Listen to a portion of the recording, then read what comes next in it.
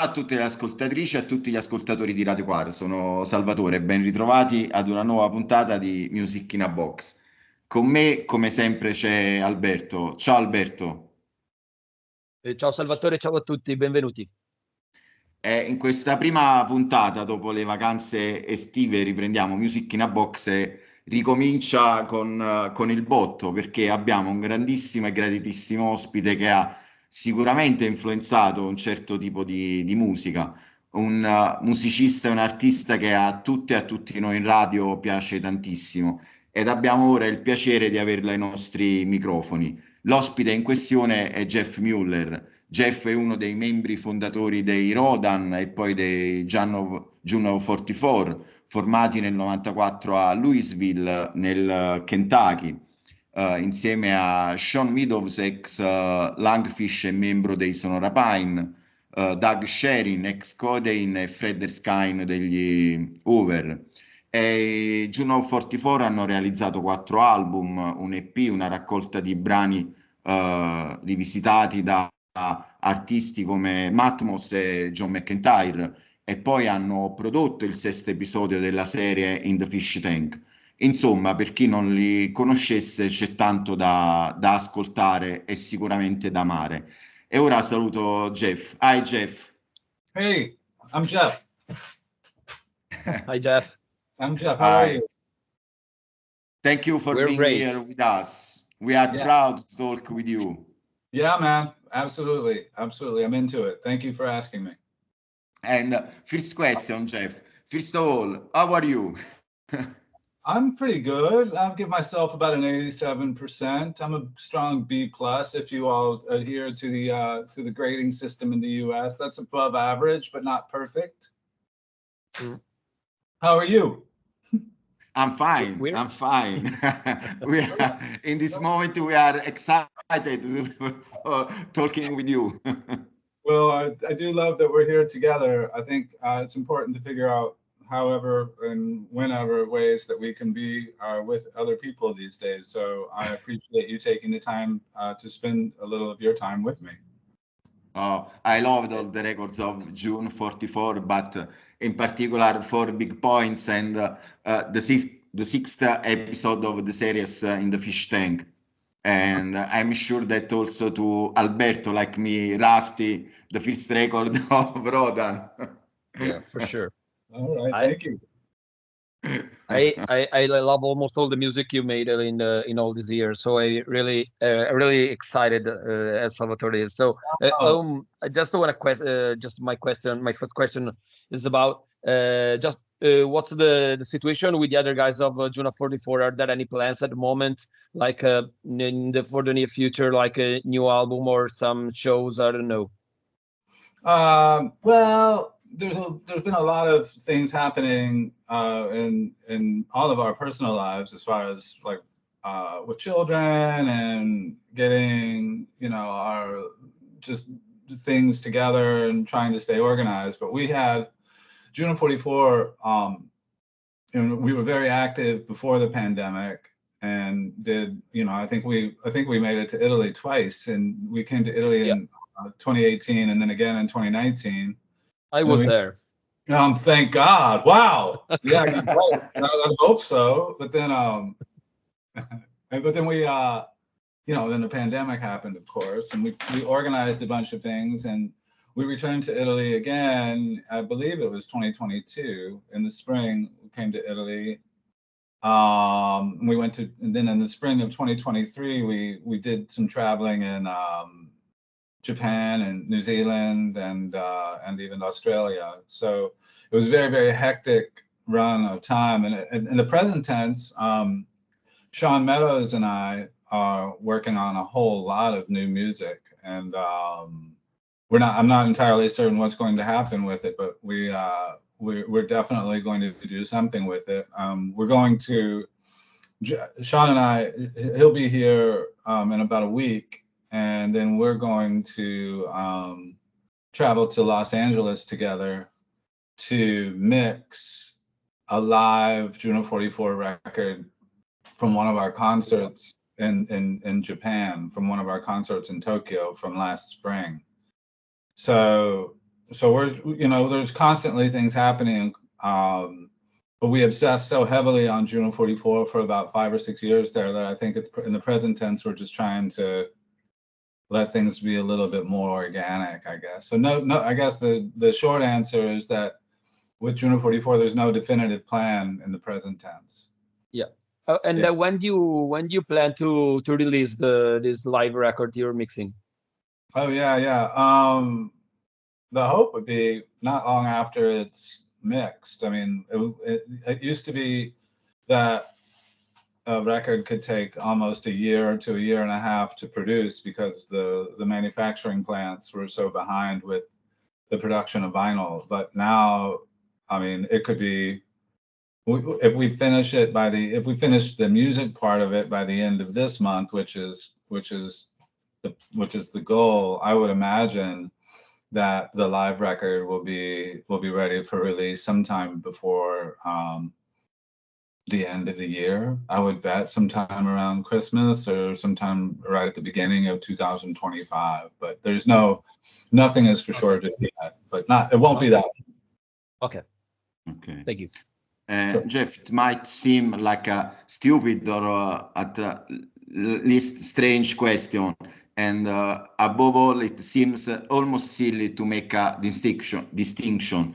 But considered that you initially attended an art institute and the cover you realized all over these years, do you feel more like an artist or a musician? You feel more like a what, or a musician? Yeah. Artist. Do you feel more like an artist or a musician? More like an artist or a musician. Well, I feel like it in many ways, that's a really, really beautiful question. I don't think that's a naive or a silly or a stupid question at all, because in many ways, I have conversations with lots of people about this very topic, and I feel like I'm neither of those things at my core. I feel like I'm a person that makes things. I feel like I'm a person that works. I feel like I'm like a person. So at the end of the day, like, I might wake up and be ready to make a piece of music, or I might be ready to make a piece of artwork, or I might be wanting just to write a bunch of thoughts down. But the reality of my day is so crazy as far as like just trying to be sort of omnidirectional with my responsibilities, and just trying to be present for all of the things that I do, as best I can, ultimately for my family and for myself, but also I feel like as artists or as musicians or as writers, I feel like a big part of making things is that you have a desire, a thirst or a hunger for an audience for those things, for your music or for your artwork or for your writing or for whatever it is that you do.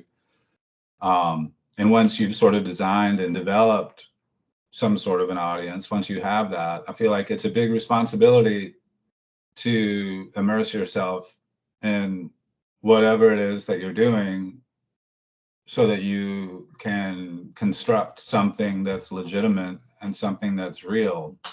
On some days, for me, that might be artwork. On some days, that might be music. And other days, it might be some version of activism or writing.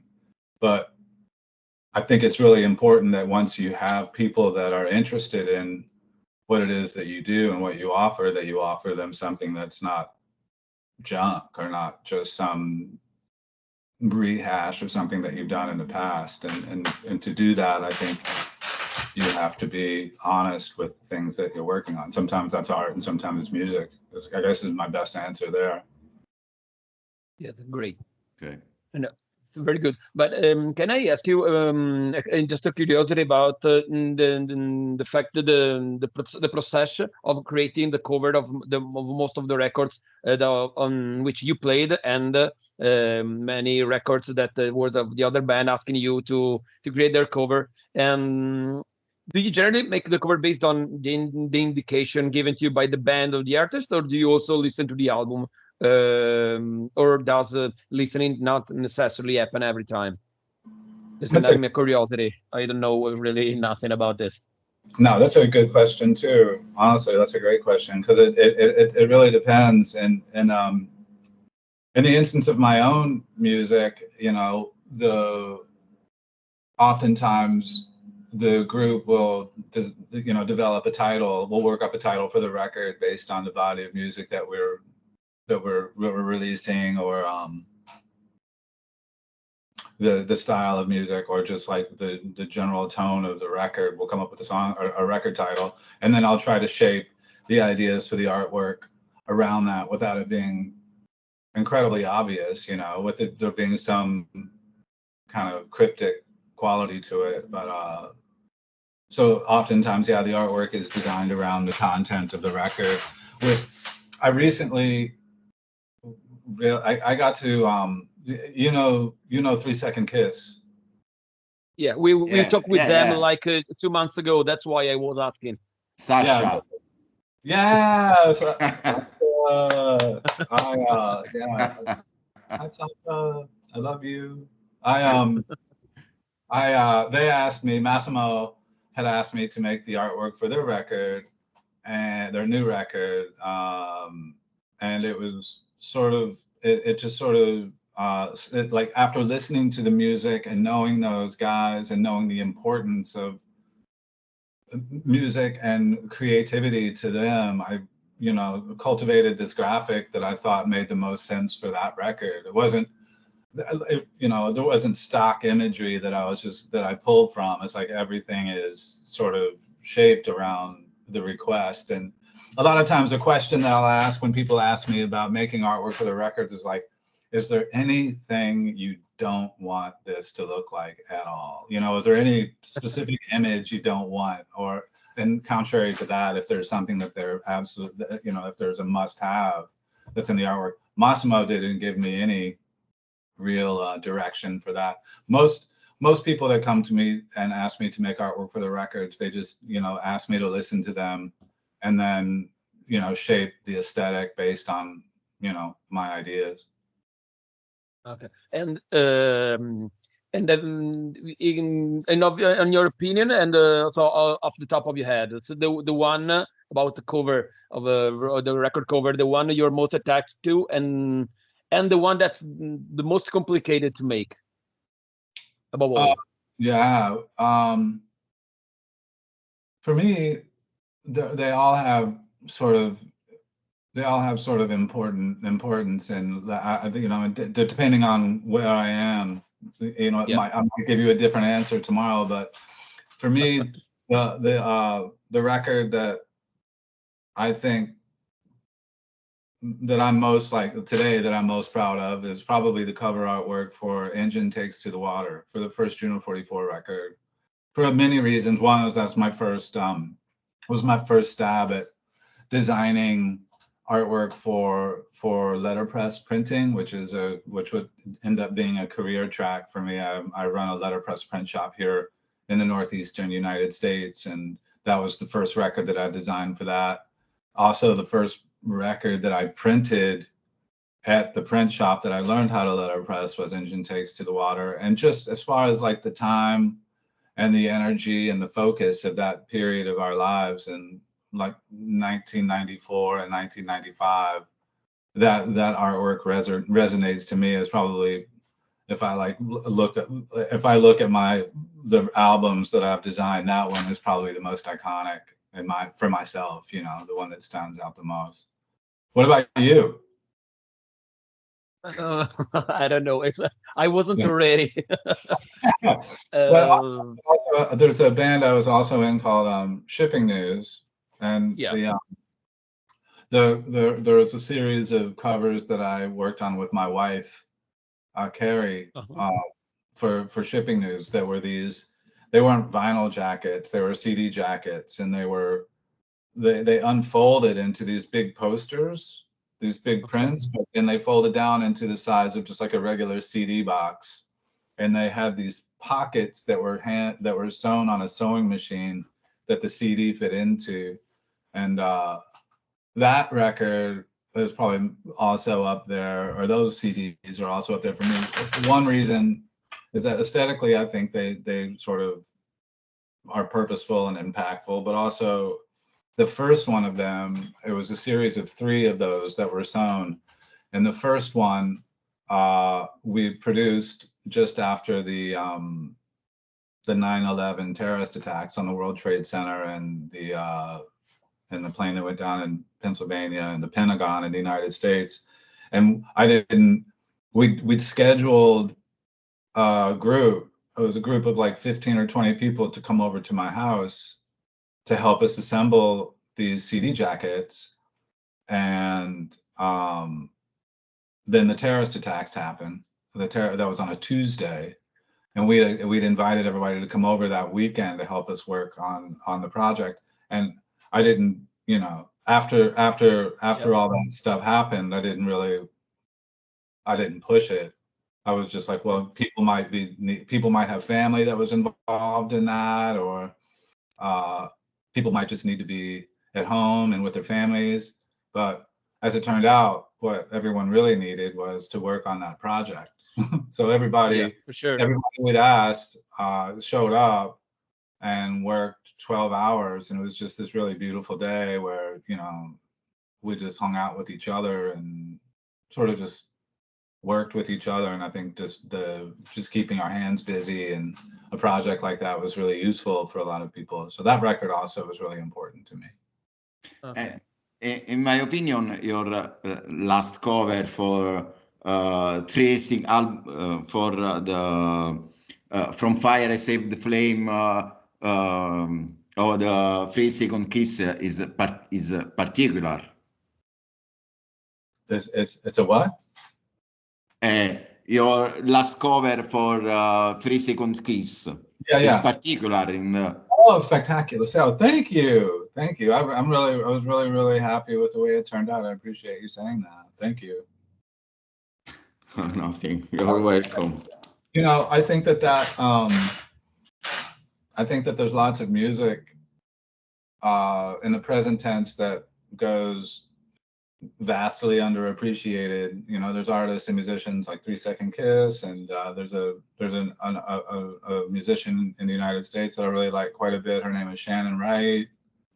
And there's Uzeda to some degree in Italy, and you know, there's several bands who I think they're before their time. And I think it's really important that when you have the opportunity to dress a record, that regardless of how it might be received in the present tense, that if someone discovers that, like, it, to me, it's vital to invest as much energy and thought into something that might be underappreciated today, because that record someone might discover that record 10 or 15 years from now and find it to be the most important record that they've ever listened to. And a shitty thing to do is have it look bad. You know, you don't want somebody to discover a record and have it have crummy artwork. So to me, it was an honor to be able to make the artwork for that record, and I hope people are paying as much attention to it as they should. It's a good record. You know, but you was talking about dressing a record, because I remember that when I was in my 20s, I for a period I used to go to a record store close to my house and buy records, by CDs at the time, just by the cover. So if the cover was good, I was in some way catching me in some way. I remember I bought some Arbor records for sure, but I remember that one of the record was the Things We Lost in the Fire by Low, and that was the record I bought just I didn't know them because it was like 2001, 2002, I don't remember when, and the cover caught my attention, and so I think it's I'm not saying that it's equally important, the music and the cover, but it's relevant for sure. You know, that's an argument on my side when I would have these discussions with various record labels about trying to do things that were important for the packaging for records, because in that time, like when I was in, you know, like in my 20s and my 30s, it was really important for me to go into a record shop, and you know, you could decide if you were going to buy something just based on, like you just said about that low record. You could see it and you could be like, I'm going to buy that, you know, because it looks awesome. It looks cool. I want that, you know. And if someone, and what that is it just seems to me like if someone put that much energy and much care into the way that a piece of music is packaged, that must mean that the, you know, it generally it translates to, well, the music is going to be worth its value. Because, you know, at the end of the day, like some of those things can get, you know, really, really expensive, special packaging for music. And that was a conversation that I frequently had with Corey at Touch and Go, who fortunately supported my habits, my really expensive packaging habits. He was like, yeah, let's do that. And at the, you know, for me, I was like, well, let's just charge an extra $1. You know, if it costs more money, let's charge it like just a little bit more for that, and it'll be worth it. People won't scoff at it. And it's just interesting. Like now, you know, given that lineage of thinking, it's interesting when I hear people complaining about spending, instead of like $20 or $25 for a vinyl record, you know, if it comes with a bunch of stuff, it's beautiful. It was expensive to record, maybe expensive to license. For whatever reason, that same $20 or $25 record has become $30 or $35 in a record store. It's like, that's still, to me, that's still cheap. That's still like, people should feel okay spending that money on music and an artwork, in my view, because they've spent a lot more and gotten a lot less on other things, like going out for coffee or, you know, going out for lunch every day or something like that. Whatever it is, there's nothing wrong with that either, but it just always sort of makes me giggle. People complain about spending on records. And let's switch a moment from cover records to the music itself. And because a couple of weeks ago, I remember I was listening after many years to your Fold and Perish that turns 25 this year, by the way. So given that I consider it a great record, so congratulations. My question is, what were the circumstances that led you to decide to make an album under your own name? And second question, have you ever considered to do the idea of doing a sort of follow-up? Because I'm not sure, but I think it's the only record existing that under the Jeff Mueller name, right? Yeah, that's it. I thought, you know, a lot of the songs that were on that record were sort of lost soldiers, lost songs that I'd submitted as potential songs for the various bands I was in at the time. I think I recorded that record in 1998 and in 1999 while I was in Philadelphia. And I don't think when I was making that record, I really thought that it would become a record so much. So as I was just kind of going through the process of learning how to use recording gear, but I'd never recorded anything on my own. I'd always been in a studio. And also like the way my voice sounds, like when I'm singing as opposed to just shouting. And I like to shout, but also like to sing, you know? So there were just different things that were sort of happening with that release that were really, really crucial as far as like exercising my demons and sort of getting certain things out of my system. And then my friend Brian and his partner Jason heard a couple of the songs and they asked if they could just release it on their Baltimore-based record label. And I said, well, sure, let's do that, you know? So there's things on it that I'm really, really, I mean, I'm really happy to hear you say that, you know, that you like it, because there's things on it that I'm really proud of. And there's other things that I'm pretty sure I could do better. I could have done better had I known that had I known that it was going to be on a record. But as far as the second question is concerned, yeah, man, I've worked up so much music that just doesn't make any sense to anybody else. And I think at some point, I definitely want to find myself in a studio and maybe record another solo record just by, you know, the name Jeff Mueller. I would love to do that. Okay. Jeff, switch again. On Facebook, you often address political issues. We can say that you are not the biggest fan that Trump could have. So I would like to ask you what you think will happen in November on election day. From here, look like there isn't a good atmosphere, unfortunately. I think it's a tough time in this. It's a tough time all over the planet, and I think what I try to really do, as far as my social media is concerned, is I have no problem talking about how I'm no fan of Trump. I don't have any problem with that. But at the core, the things that I talk about, like I'm really interested in trying to practice tolerance and acceptance, even if I don't often agree with a lot of the things that certain people in my life sort of believe and what their pursuits are. I mean, I have family in Kentucky who are deeply Republican, and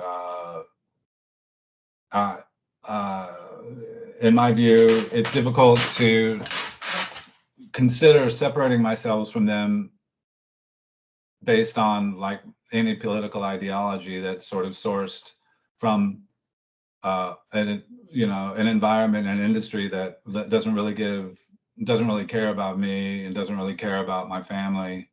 So it's tricky to navigate those conversations sometimes with my family when I'm so like I'm pretty far left. I'm further left than most lefties, but I try to keep myself in the center as far as like my conversations are concerned. But it's taking, that perspective, like a perspective of tolerance and acceptance, isn't necessarily universal, and it's not often met with a similar mindset. So in those instances, I tend to turn down the temperature and just try not to talk about it at all. Not in a resignation or a defeatist action, but more just in terms of preservation and a sense that even the conversation wasn't going to get us anywhere. We're not going anywhere here. It's a stalemate, so let's just not talk about it. But as far as the election that's coming up in November is concerned, yeah, man, it's scary. It's hard to really put a point on like what it will be like, certainly if it's close. The only way that it becomes like less scary is if Trump wins by 1 million votes, that's great. If he wins by a few votes, that's fine. As far as like scariness is concerned, I don't want Trump to be president at all. I'm just saying, as far as like what could happen in this country if Kamala Harris wins by a ton of votes, great. If she wins by just a small margin, I'll be thrilled. But Trump's not going to settle for that, and he's going to cause a bunch of bullshit. And it's scary, It's scary what his contingency and what his followers sort of will allow themselves to believe based on whatever he says. So yeah, man, it's scary. I mean, I really can't fully speculate or anticipate. It's just trying to hold on and just waiting to see what happens. Yeah. Okay. Yeah, the situation isn't much better. So we know how you can feel now, and all the preoccupations and how much wording is about even the future. Imagining the future of our kids, our children, because you have kids, So it's scary. That's the only word that comes to my mind right now. Wait, say that again. Mm-hmm. Wait, sorry? Could you repeat that? Sorry, you broke up. Could you repeat that? I was just saying that you were using often the word scary about the next future, because here in Italy, the situation is quite similar, if not worse. And maybe Salvatore could totally agree with me, because we're almost a far-right government, and there's nothing we can do about this. And the future for looks not so bright at all. So I don't know when and if the things will change, but and it's nothing much that we can do except going to vote and I don't know.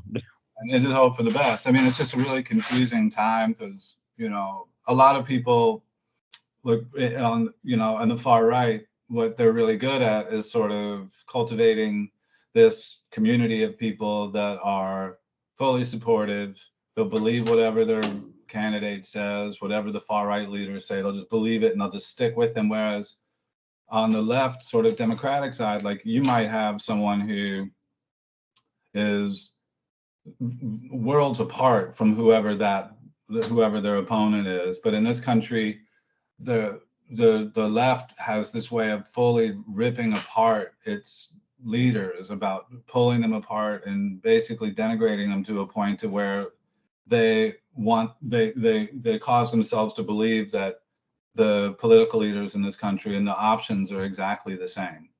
That like the Democratic liberal leader is exactly the same as the Republican option, and there's no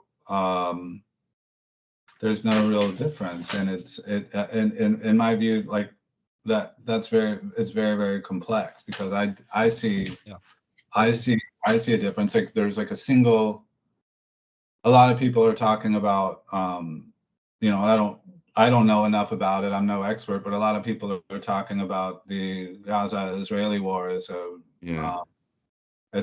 major, you know, what it is, which is just awful, and talking about how the U.S. is supporting Israel in this circumstance, and how I personally don't think that that's a really good idea, honestly, in truth, because I don't really support, I support the Israeli people, and I believe certain things about Israel, and I'm Jewish, but I would never use I'm not a practicing Jew, but I would never use my religion as leverage to support what is happening with Netanyahu and what he's doing to the Gazans and to the Palestinians. I mean, I certainly am no terrorist, and I don't support terrorist networks. I don't support Hamas.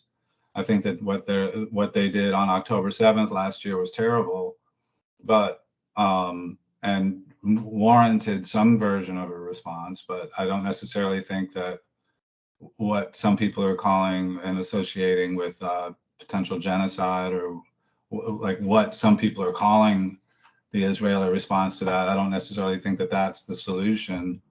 The military response that Israel has sort of inflicted on Gaza. I mean, it's like a centuries old circumstance. Like it's like you've got like an October 7th circumstance where lots of Israelis were killed, and now you've got a modern day war in Gaza where over nearly 2 million people are displaced and 30,000 civilians have been killed, you know, as collateral in a war against Hamas. And it just doesn't seem, in my view, at the end of the day, like I like what I keep sort of digressing to and falling back on is that war definitely doesn't work. War, like violence doesn't precipitate peace. You know, what it precipitates is more aggression and a need to respond to that aggression. It's a constant cycle of viciousness and seething energy. So yeah, what I try to do is try to active as far as like getting back on topic without pontificating too much and being too self-righteous, sitting in my beautiful home in Connecticut while all these people are kind of dealing with what they're dealing with all over the planet. What I try to do with my, like, you know, with my keyboard is try to practice a little bit of acceptance and tolerance, I guess. Okay, thank you. Can I? Well, I'm doing this interview, and Salvatore knows well, trying to be as professional as possible. If I mean, I think that Tropics and Meridians was one of the first record I bought in my life, And when 6 years ago, when we were talking, as we were talking before, in Bologna, you started a concert with of information and belief.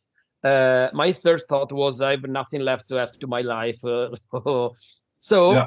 when the other day you on Facebook you wrote that memory of when you and Jason and Tara went to record Rusty in the same place. There were the Fugazi and the Shellac busy playing dice, and so my brain struggles to imagine something more beautiful at that moment.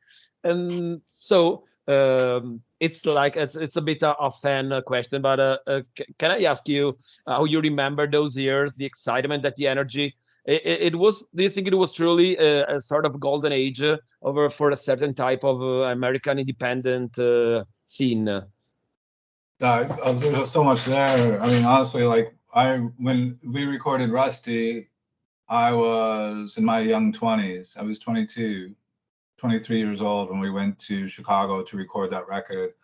And the whole thrust of that music in that time for me was this feeling of freedom and fearlessness, just like a lack of responsibility to anyone other than the projects that I was working on, like no obligations. It was just like immerse myself in music and just do as much in whatever it was that kind of felt right for the song. And so yeah, I guess if like to encapsulate that, yeah, fearlessness and just sort of like honesty, the trying to offer something that's legitimate and real to whoever it was that was willing to listen to whatever it was that we were making. But I remember this story like that you're talking about with showing up at Steve Albini's house and walking in, and they're like in the kitchen doing their thing in the kitchen. But before that, when we were getting ready to leave, this is really interesting. When we were getting ready to leave Louisville to go record in Chicago, we lived in this house, and I was carrying an amplifier up the stairs. It was like a 70-pound amplifier, and I got up to the top step and from the basement, and the steps themselves, they separated from the floor.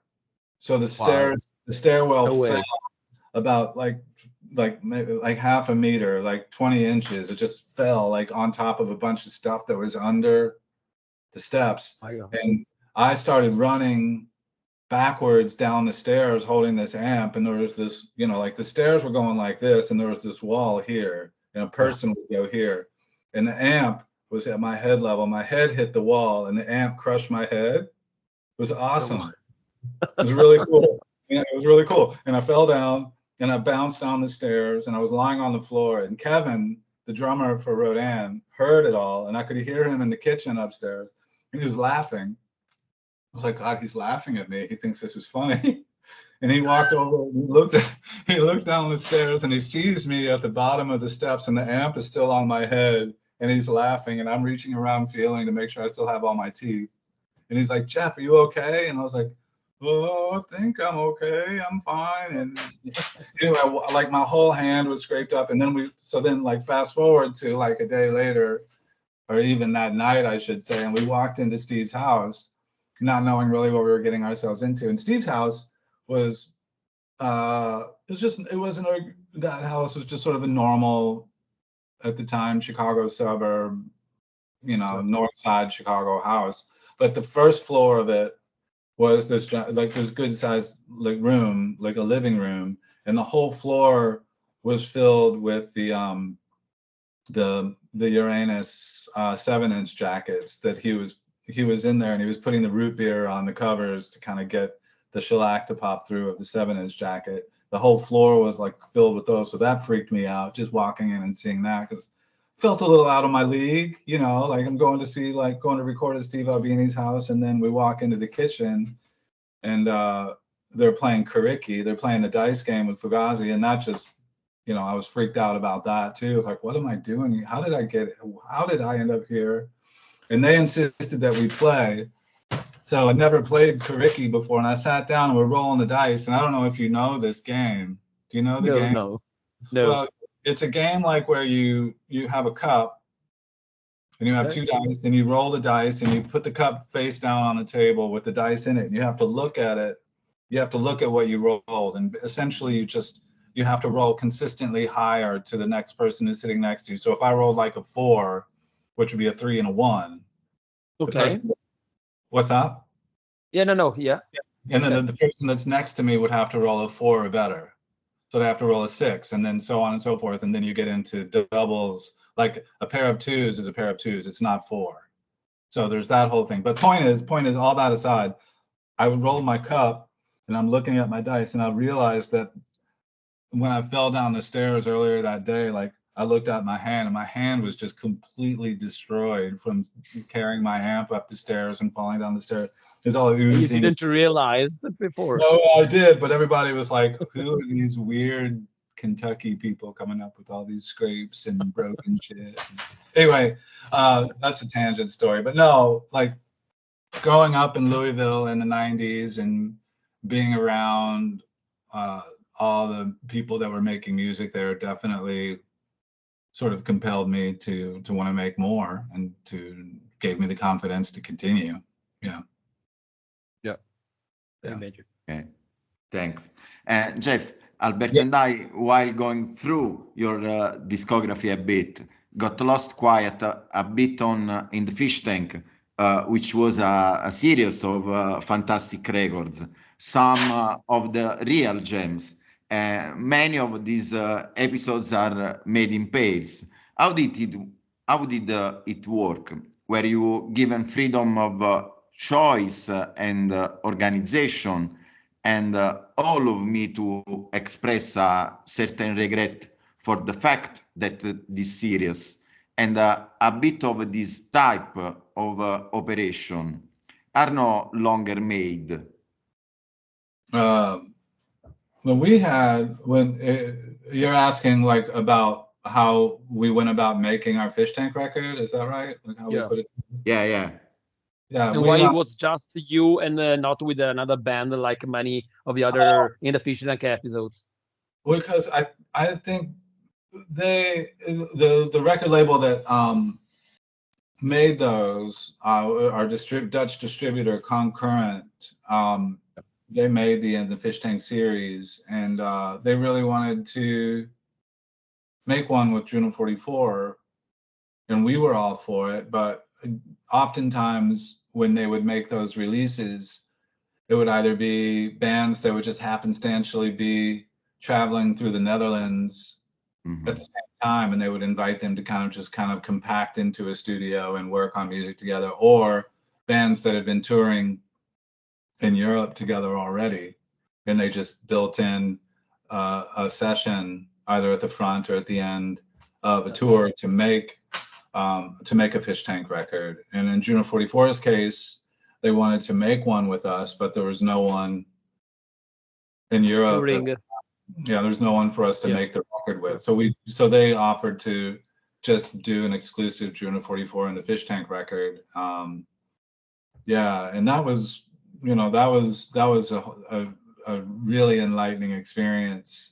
If you want to know more about like the making of that record, I'm happy to share that as well, as far as like what was that was like for us. Because I mean, I don't know, the pretense for those records is that you have I think some people cheated, but in Juno 44's case, he went into a studio.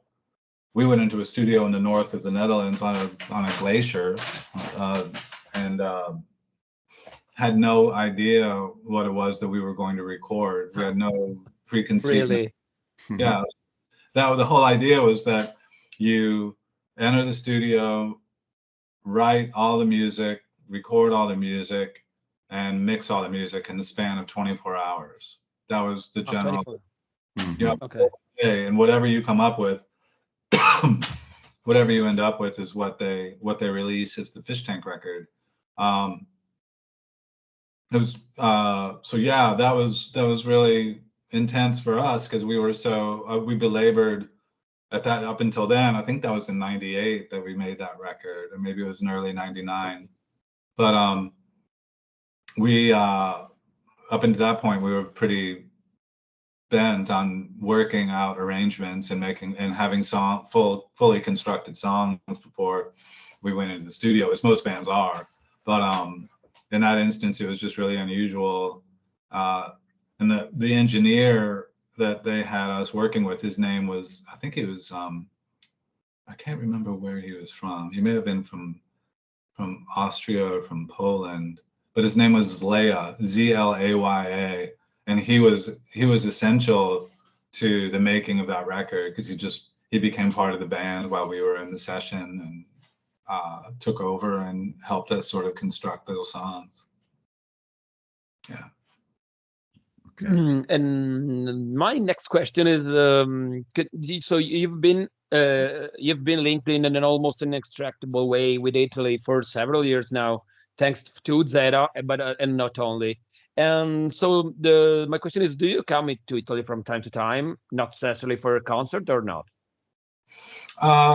Typically, I don't have the funds to take vacations in Italy as much as I wish I could come over and just visit, and have it not be associated with a tour.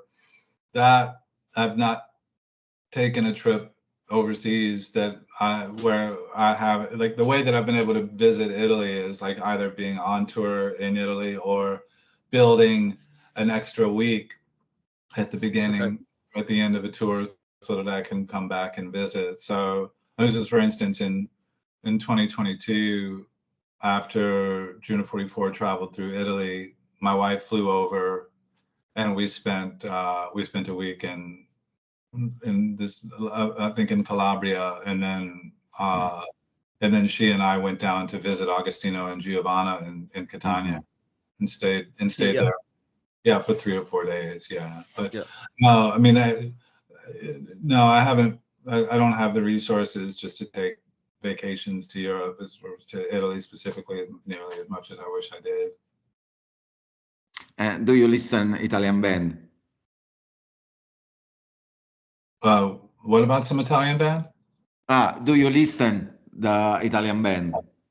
Not as much as I used to. I mean, I still listen to Uzeda, and I listen to 3 Second Kiss, and I listen to Tapso, and of course I listen to Sasha's music.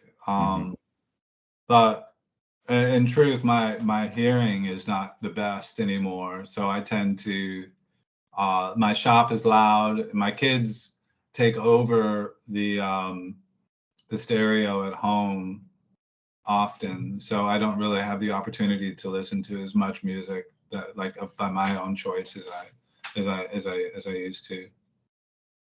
Okay. Yeah.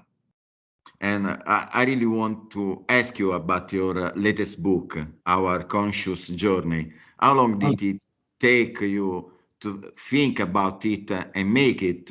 It must have been a lot of work. And did you send a copy to the former president? No, it was a lifetime. It was a lifetime process, honestly, coming up with the content for that book. It's my tome. It's my sort of, I don't know, like extracting as many pages as I could from my composition books and existing publications. I still don't feel like it's complete. I still don't feel like it's complete. I need to push myself a little harder, because I'm proud of it. I'm glad that it won, the literary prizes that it won, but I still, it's not perfect. It's not perfect. So, yeah, but I have you read it? No, not yet. No. No. Not It's yet.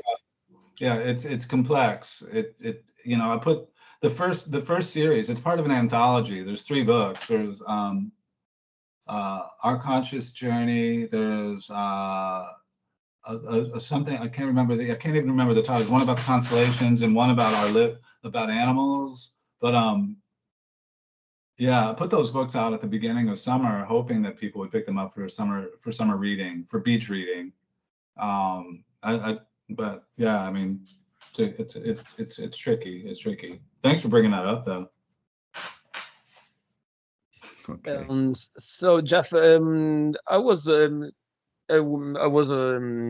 thinking about it. You were saying that you're not listening to much music as you would like, for many reasons. But so it hasn't happened ever that you find yourself listening to your old records and the old songs you've written over the course of these almost 30 years? And if so, are there any of them that when you listen to them today seems to have changed both musically and maybe even losing they have lost the original meaning you've written you have thought at the time? Well, first, as far as listening to music is concerned, there's always music on in my house. It's just not often my choice what I'm listening to. That's Yeah. That's what I meant. I'm always listening to music. It's just not often. It's not always my first choice of what we hear a lot of all kinds of different things. I like what my kids listen to, but it's not it's not necessarily my first choice. But as far as like my records are concerned, it's a good question, because when Juno 44 got back together to play the Uzeda 30th concert back in 2018 now, it was really, really tricky to relearn some of those songs that are on the records that I think you're describing, that you're talking about, records that are from 25 years ago, and like what my connection to those records are, if any of it struck me harder or more, or struck me in the same way that it did when I had more to do with that time and space. Arguably the most complex part of it wasn't learning the songs themselves again, but it was learning how to put myself in the right headspace to be able to perform them in a way that I felt like wasn't just sort of going through the motions of playing the songs. It was really important to me to try to put myself back into some of those places, the cerebral places that those songs were written, in order for them to come off as honest or like sincere versions of those songs. So sure, I mean, like if I go back and I listen to all of those records, some of them make more sense to me now than others, but a lot of like I guess like in many ways, like when we were more active as a band, I felt like journalists and critics always wanted to sort of identify us with a certain genre of music, and I'd always just said that we don't really fit neatly into any specific genre, and I always felt like we just sort of like sat in the underground. We were like more of an underground band. We weren't really punk, we weren't really post-punk, we weren't really post-rock or math rock. We were that. And saying that, it was because I feel like the songs themselves came from a place that was more universal and kind of timeless. I was trying to write about things that were sort of timeless, even though they related to me directly. So looking back on my discography now, even today, 6 or 7 years past the Uzeda 30th festivals, a lot of those records still feel fresh to me and still feel just as timeless as they did when we made them, if that makes any sense at all. Sure. Jeff, can you tell us your... scusami Alberto. No. Vai.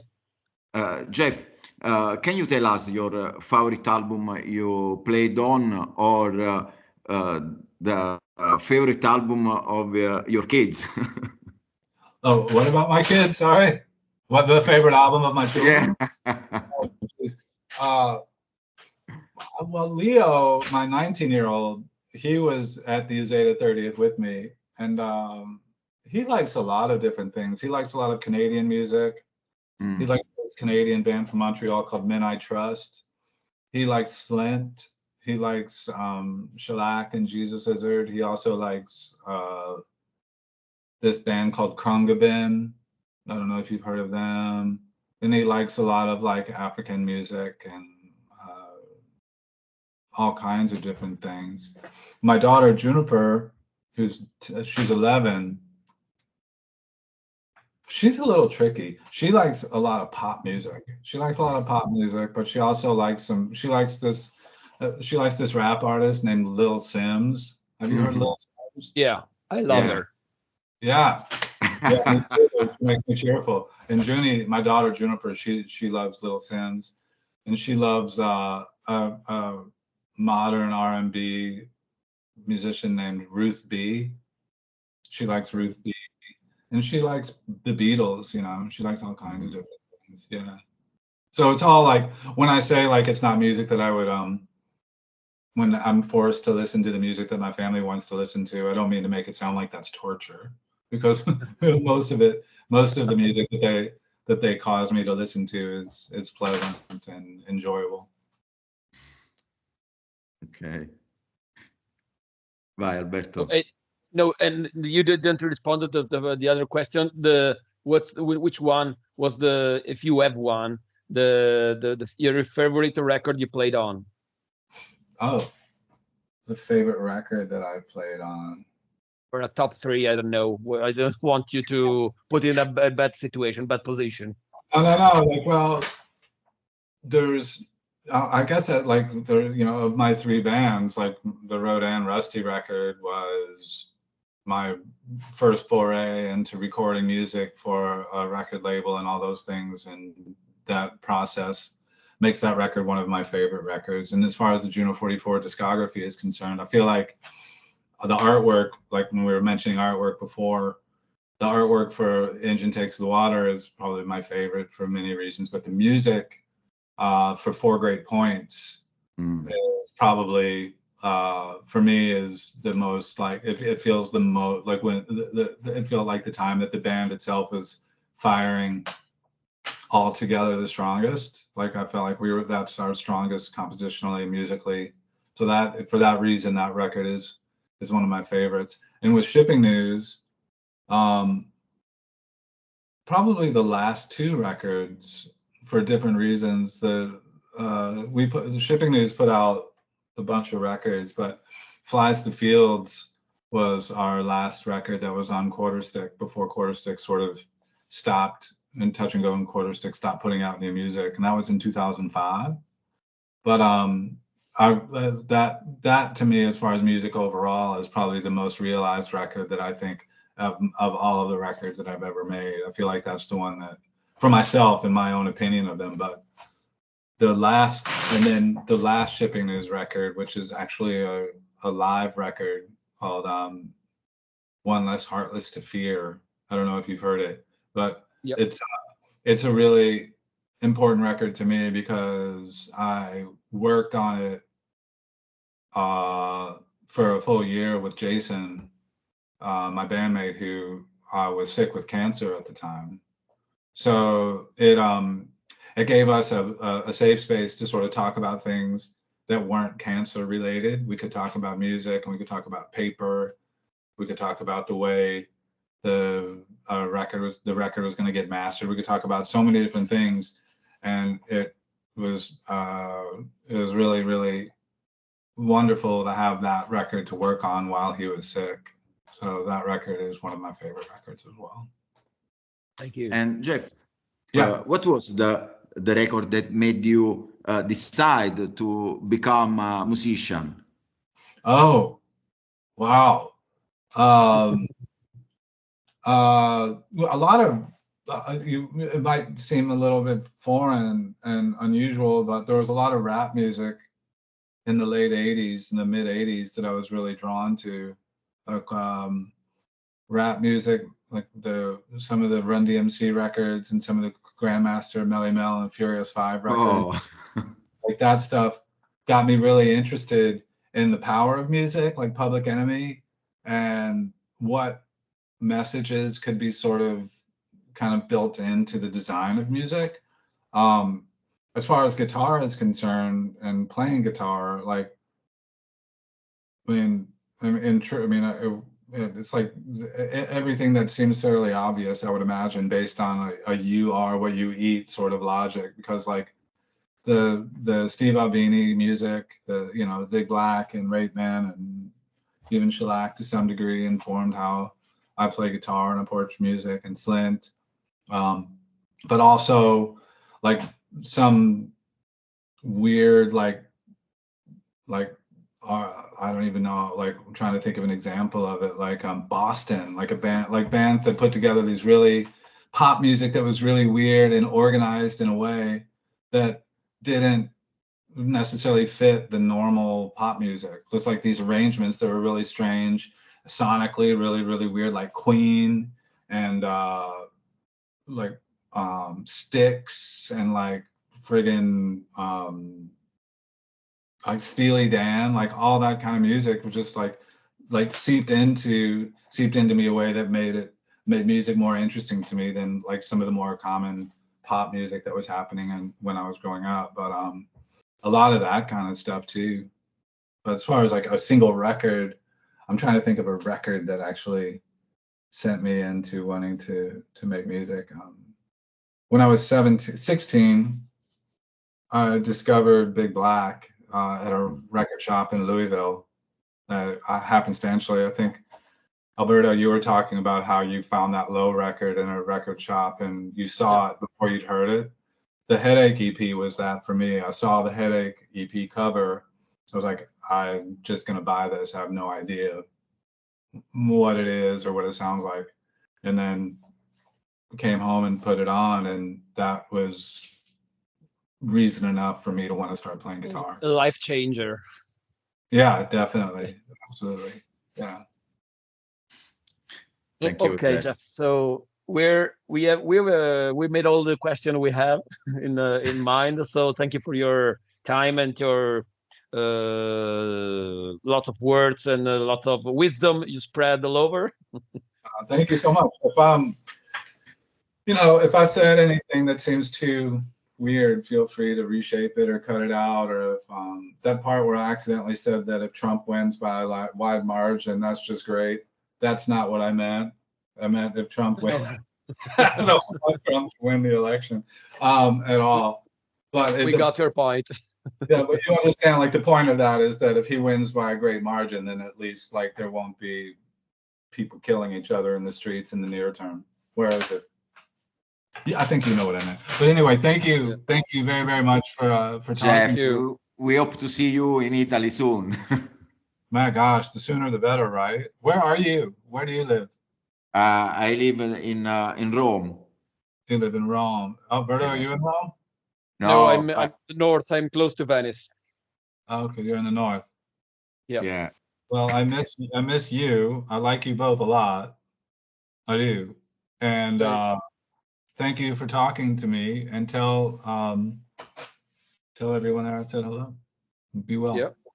Yeah. Thank you very much. Thank we will. You. Okay, thank you. Bye-bye. Bye, Jeff. Bye-bye. Bye.